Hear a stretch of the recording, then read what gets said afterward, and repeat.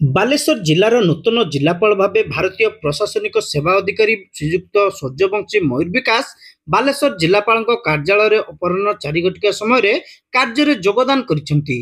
ଜିଲ୍ଲା କାର୍ଯ୍ୟାଳୟରେ ପହଞ୍ଚିବା ପରେ ଅତିରିକ୍ତ ଜିଲ୍ଲାପାଳ ସୁଧାକର ନାୟକ ଏବଂ ବିଭିନ୍ନ ବିଭାଗର ପଦାଧିକାରୀ ତାଙ୍କୁ ପୁଷ୍ପଗୁଚ୍ଛ ଦେଇ ସ୍ୱାଗତ କରିବା ସହ ସୌଜନ୍ୟମୂଳକ ସାକ୍ଷାତ କରିଥିଲେ। ପରେ ସମସ୍ତ ଜିଲ୍ଲାସ୍ତରୀୟ ଅଧିକାରୀ, ତହସିଲଦାର, ବିଡିଓ, समस्त लाइन विभाग अधिकारी समस्त निर्वाही अधिकारी परिचित होगा सह कार्यर समीक्षा करते नूतन जिल्लापाल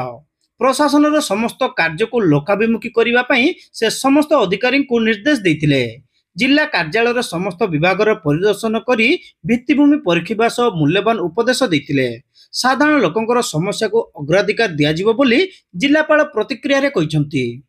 जेहेतु आज मु बालेश्वर जिलापाल भाव दायित्व नहीं मोर पूरा प्रयास रहिबो कि केमिति हमर government of Odisha government of India रो जो भी स्कीम अछि सबु सेक्टर रे से स्कीम केमिति इफेक्टिवली इंप्लीमेंट होबो और लोक मानकर तारो केमिति बेनिफिट होबो ता ऊपर मु और मोर एडमिनिस्ट्रेशन रो चेष्टा चलिबो।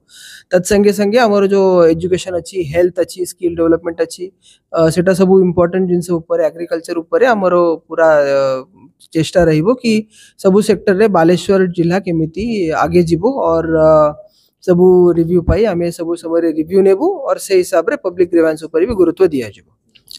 ड्रेनेज समस्या ऊपर प्रथमे आमे एसी ड्रेनेज अच्छंती और सबु जो ऑफिसर अच्छंती तांका संगे गोटे प्रथमे डिस्कशन होबो ता ऊपर जो भी रिक्वायर्ड स्टेप अच्छंती